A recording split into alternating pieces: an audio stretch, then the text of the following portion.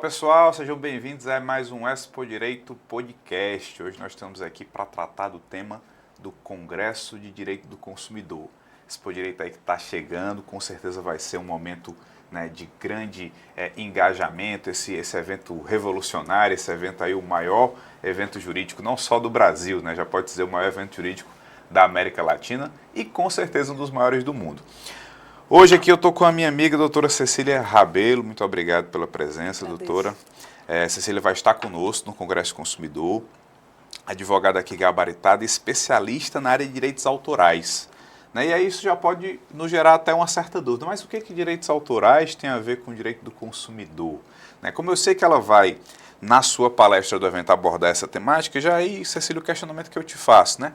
Qual é a relação desses direitos autorais com o direito do consumidor e o que é que você está pensando aí em trazer para o pessoal, né, no nosso evento, nosso Congresso Consumidor? Bom, Leonardo, obrigada, né? Obrigada pela oportunidade por estar aqui falando com você e também na Expo Direito, né? Para tratar desse tema, direitos autorais, direito do consumidor e a inteligência artificial, que é o tema da vez, né? Com tantas nuances que a inteligência artificial traz para o campo do direito, e nos direitos autorais não é diferente.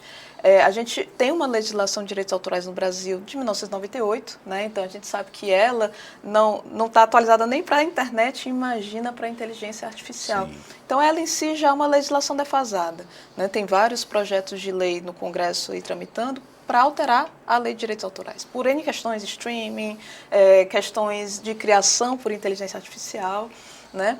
E o direito do consumidor vai se entrelaçar aqui exatamente no ponto em que, afinal, de quem é a titularidade, né, de quem é a autoria das obras criadas por IA. Né? O direito autoral hoje, o tema que está realmente fervilhando é esse ponto. Né? Então, de quem é a titularidade e também de quem é a responsabilidade pela criação dessas obras, né, que a gente está chamando de obra, mas pela lei brasileira a gente nem poderia chamar de obra intelectual as obras criadas por IA, né, porque a gente tem uma premissa nos direitos autorais que e a legislação fala isso, que a obra intelectual é aquela criada são obras do espírito. Do espírito humano, né? E é ótimo esse do espírito, né? Você imagina que espírito é esse que chegou e fez uma obra.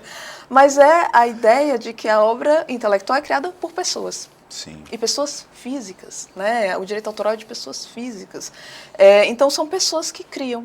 E a inteligência artificial, ela traz um problema para a gente, né? Afinal, é uma máquina criando, né? Claro, tem pessoas por trás, tem pessoas que fazem, né, toda a programação, mas no final das contas a gente sabe que tem ali um resultado que não é um resultado controlado muitas vezes por quem criou o mecanismo de inteligência artificial, né? E isso causa muitas questões no direito autoral, especialmente nesse ponto, primeiro, né, de quem é a titularidade, afinal, é da pessoa que criou o código da inteligência artificial ou da empresa, né? É da pessoa que está utilizando a IA para criar uma imagem. Isso é muito comum hoje em dia, o ChatGPT e todas essas ferramentas criam uma imagem, cria até um vídeo, cria de tudo, né? Verdade. De quem é aquela obra, né? E a partir disso, o consumidor ter a transparência da informação, de saber, afinal, quem criou aquilo e, no caso de dano, e aí a gente entra na questão dos danos possíveis que a IA pode causar, e de fato pode, né? Por diversas formas, essa transparência em relação ao consumidor. Né? Então, eu estou falando aqui com inteligência artificial, eu estou lidando aqui com obras que foram criadas por IA, né? Muitas vezes pode acontecer por exemplo, adquirir um produto, né, pensando se tratar de uma obra humana e, na verdade, é uma obra de IA. Tem um caso interessante que aconteceu, dois, né, interessantes. Teve um concurso de fotografia e a fotografia vencedora foi uma fotografia criada por IA. Sendo que no regulamento não dizia nada, que tinha que ser uma pessoa física, né, uma pessoa humana. E foi uma confusão. Era quase que um pressuposto. Era, né? quase como um pressuposto, exatamente. A ideia de que alguém pudesse vir com Exato. Uma imagem Então, de IA. E ele ganhou, através de uma fotografia criada por IA. E o questionamento foi exatamente esse: ora, mas afinal, ele é autor dessa obra? Como é que é isso, né?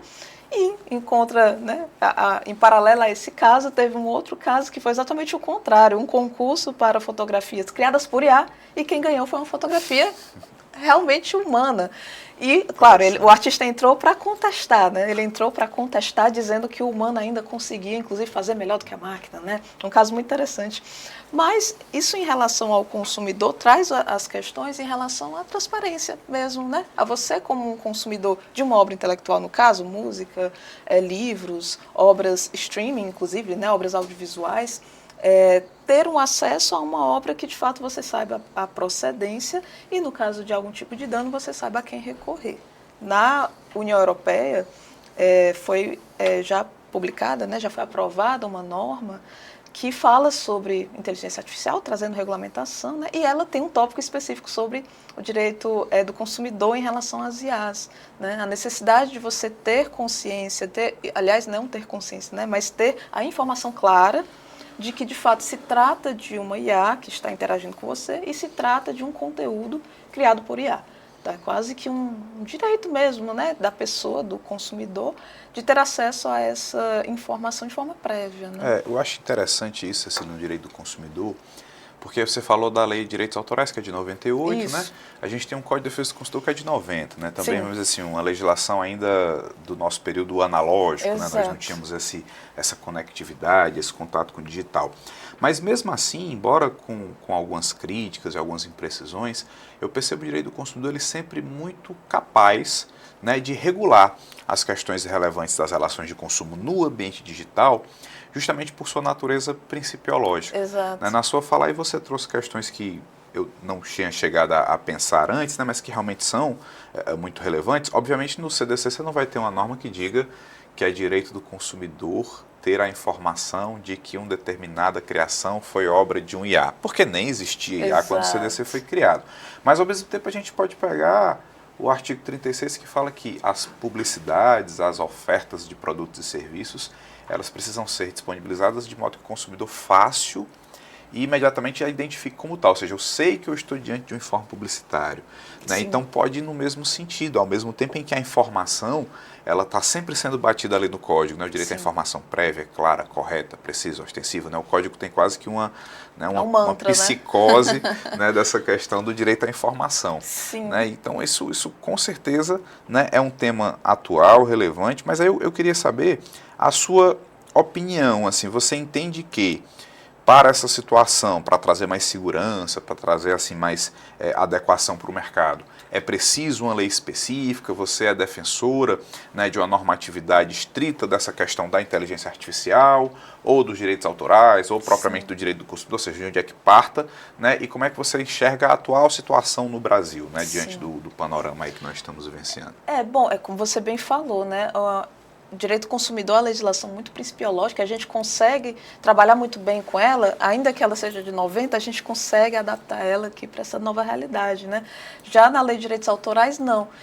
Apesar de ela também ter seus princípios, tem a Convenção de Berna, tem toda essa parte de norma internacional, a gente ainda tem muita dificuldade de aplicar a lei de direitos autorais para as questões atuais. Questões atuais que eu digo da tecnologia. Né? A gente tem dificuldade para aplicar a legislação de direitos autorais para o streaming, por exemplo, tanto de música quanto de audiovisual. Então, a gente, realmente, a lei, a 9.610, ela, inclusive, tem projeto de lei aí correndo há muito tempo para tentar trazer ela um pouco mais para essa realidade do virtual, da tecnologia, né? Ela precisa, de fato, dessa atualização, mas a gente também tem um projeto de lei no Congresso Nacional que é específico para a regulação da IA, né, da inteligência artificial. E lá, nesse projeto, tem, inclusive até fiz uma busca assim da palavra-chave, né, e o consumidor, a palavra consumidor aparece umas 8 vezes no projeto de lei. Né? Então, nesse projeto de lei, ele vai sempre trazendo ali a ideia do consumidor e da necessidade de garantir ao consumidor essa informação clara, né, a compreensão de que de fato se trata de um anúncio publicitário, quando for o caso, saber quem é o fornecedor, né? Porque não IA, então, num produto ou serviço criado por IA, então quem é o fornecedor? Né? De quem é a responsabilidade. De quem é a responsabilidade por algo que ela cometa. Né? Então, esse projeto de lei me parece que é muito importante, muito interessante, e ele traz algo que é relativo à IA, mas que abrange diversas outras áreas do direito. Né? Então, talvez não necessariamente uma alteração na 9.610 ou no direito do consumidor, no estatuto, né? Mas em uma lei que vai regular a IA para abranger todas essas outras áreas. Né? Acredito que esse pode ser um caminho interessante. Maravilha, Cecília. Estou animado, empolgado para assistir lá a sua palestra, Que tá? bom. Quero me aprofundar aí na discussão dessa temática, mas uma vez agradeço aí a sua disponibilidade de colaborar conosco, estar aqui conosco nesse grande projeto, né? E aproveitar aqui para encerrar nosso bate-papo, que você convide aí o pessoal, né? Diga aí como é que está seu sentimento em relação ao Sim, Congresso, qual a sua expectativa, né? Por que o sim. pessoal deve ir para o Congresso de Consumidor?